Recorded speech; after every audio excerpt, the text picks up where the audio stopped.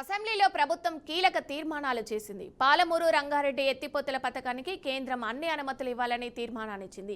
ఇక గోదావరి జలాల తరలింపునకు ఏపీకి కేంద్రం ఎలాంటి అనుమతులు ఇవ్వద్దని తీర్మానం చేసింది. అయితే అంతకుముందు మంత్రి ఉత్తమ్ మాట్లాడుతూ పాలమూరు రంగారెడ్డి ప్రాజెక్టులో ఒక పంపు ఆన్ చేసి ఆపేశారని మంత్రి ఉత్తమ్ వెల్లడించారు. ఇక ఈ ప్రాజెక్టుపై బీఆర్ఎస్ 26,262 కోట్లు ఖర్చు చేయగా అది మొత్తం అంచనాతో 32% అని, అయినా ఇంకా 39,000 ఎకరాల భూసేకరణ పెండింగ్ లో ఉందని స్పష్టం చేశారు. కేంద్ర ప్రభుత్వాన్ని కోరుతూ ఏకగ్రీవంగా తీర్మానించడం జరిగింది. Resolution moved. The question is that the government resolution is before the House. We support this resolution. Those who are for the resolution, please say ayes. Those who are against, please say no. Ayes have it. Ayes have it. The resolution is adopted. Introduction. I request the Minister for Health and Medical on behalf of the Chief Minister to move the motion for leave to introduce the Telangana Universities Amendment Bill 2026. Honorable Speaker, sir, on behalf of the Honorable Chief Minister, I beg to move for the leave to introduce the Telangana Universities Amendment Bill 2026. Motion moved. The question is that the Telangana Universities Amendment Bill 2026 be introduced. Those who are for the motion, please say ayes. Those who are against, please say no. Ayes have it. Ayes have it. The motion is carried and the bill is introduced. The House is urgent to meet again at 10 a.m. on Monday, the 5th January 2026. ఈ సందర్భంగా గత ప్రభుత్వంపై CM Revanth Reddy తీవ్ర స్థాయిలో మండిపడ్డారు. గత ప్రభుత్వం చేసిన తప్పుల వల్ల యావత్ తెలంగాణ ప్రజలు తీవ్ర ఇబ్బందులు పడుతున్నారని అన్నారు. ఇక అసెంబ్లీ నుంచి మధ్యలోనే వెళ్లిపోయిన బీజేపీ ఎమ్మెల్యేపై మండిపడ్డారు. అటు బీఆర్ఎస్ బీజేపీ రెండు ఒకటేనని ఆగ్రహం వ్యక్తం చేశారు. 23 दिसंबर में उसके बाद 2024 पार्लियामेंट में पता लग गया ना. उसके बाद सिकंदराबाद कंटोनमेंट में जुबली हिल्स में परसों सरपंच इलेक्शन में भी कौन पहलवान है कौन मच्छर पहलवान में सबको पता लग गया ना. आगे भी देखेंगे, म्युनिसिपल आ रहे हैं ना, म्युनिसिपल चुनाव में देखेंगे. मगर राजनीति अलग है, तेलंगाना जनता के हक अलग है. वो पानी का हो, पैसे का हो, जीने का हक हो. हम लोग सब इकट्ठा होकर हम लोग आगे जाना है. इसीलिए आज हम लोग उत्तम कुमार रेड्डी जी कुछ रेजोल्यूशन बनाने वाले, मूव करने वाले. इसमें हम लोग सब एक होकर एक ही आवाज सुनाने के लिए हम लोग उन लोगों को बुलाए. वो नहीं आए. इनॉर्मस रेजोल्यूशन के लिए सब पार्टियों को हम कॉन्फ्रेंस में लेने के लिए रेजोल्यूशन उत्तम कुमार रेड्डी पास करवाने के लिए आज हम कोशिश किए. आप भाग गए. दिल्ली में बोलेंगे भाई बीआरएस साथ में नहीं है, बीजेपी भी साथ में नहीं है. देखो अबलू बबलू दोनों भाग गए.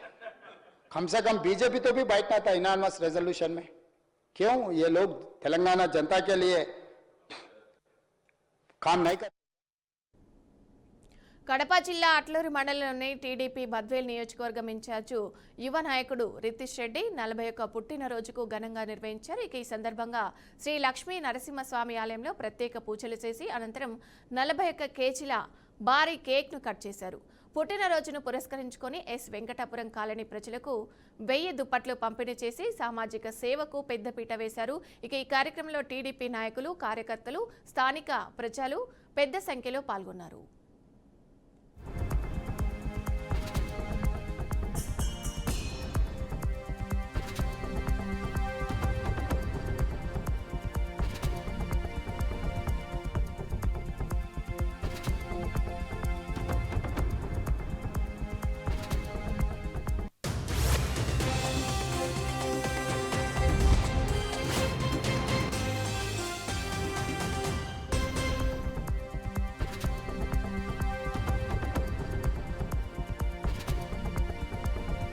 గుంటూరు జిల్లా వేదికగా 3వ ప్రపంచ తెలుగు మహాసభలు ఘనంగా ప్రారంభమయ్యాయి. ఇక ఆంధ్ర సారస్వతి పరిషత్తు ఆధ్వర్యంలో సత్యసాయి ఆధ్యాత్మికత నగరి వేదికగా ఈ వేడుకలను నిర్వహిస్తున్నారు. ఇక తెలుగు భాష సాహిత్యాల పరిరక్షణ సంస్కృతిని భావితరాలకు అందించడమే లక్ష్యంగా ఈ సభలను ఏర్పాటు చేశారు. ఇక ఈ మహాసభల ప్రారంభోత్సవ వేడుకలో వివిధ రంగాలకు చెందిన ప్రముఖులు పాల్గొని తెలుగు భాష విశిష్టతను కొనియాడారు.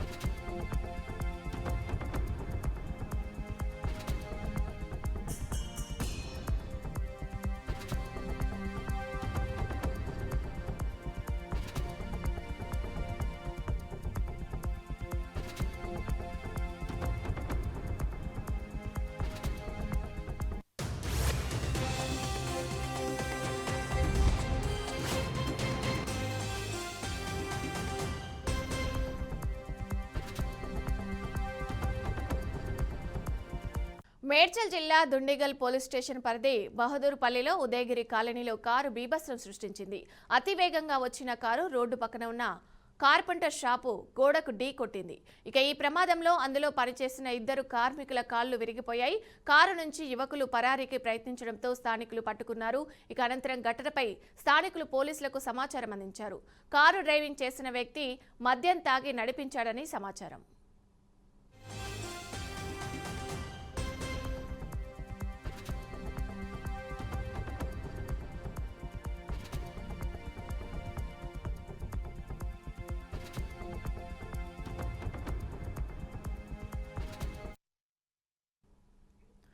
బంగ్లాదేశ్ హిందువులపై దాడులు ఆగడం లేదు. హిందువులను మాత్రమే టార్గెట్ చేసి ప్రాణాలు తీస్తున్నారు. ఇక ఈ నేపథ్యంలో మరో హిందూ ప్రాణాలు కోల్పోయాడు. కోకన్ చంద్రదాస్ అనే వ్యాపారిపై కొందరు దుండగులు దాడి చేసి తలకు నిప్పంటించారు. దాడి నుంచి తప్పించుకునే క్రమంలో చెరువులో దూకిన ఆయన ఆసుపత్రిలో చికిత్స పొందుతూ మృతి చెందాడు. తమకు శత్రువులు ఎవరు లేరని, ఆయనపై ఎందుకు దాడి చేశారో తెలియదని కోకన్ భార్య సీమాదాసు తెలిపారు. ఇక మరికొన్ని రోజుల్లో ఎన్నికలు జరగనున్న నేపథ్యంలో వరుసగా హిందువుల ప్రాణాలు కోల్పోవడం ఆందోళన రేకిస్తుంది. ఇక ఇప్పటికే ఇరు దేశాల మధ్య దౌత్య సంబంధాలు తాత్కాలికంగా దెబ్బతిన్నాయి.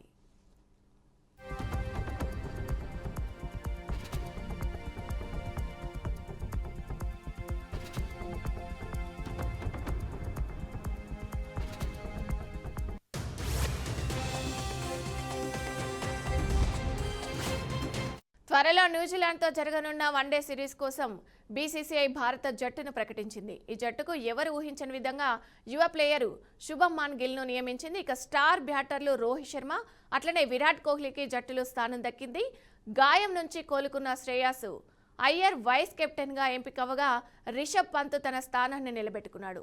అయితే వచ్చే నెలలో జరగనున్న టీ20 ప్రపంచ కప్ను దృష్టిలో ఉంచుకొని స్టార్ ప్లేయర్లు హార్దిక్ పాండ్యా అట్లనే జస్ప్రీత్ బూమ్రాలకు ఈ వన్డే సిరీస్ నుంచి విశ్రాంతి ఇచ్చారు.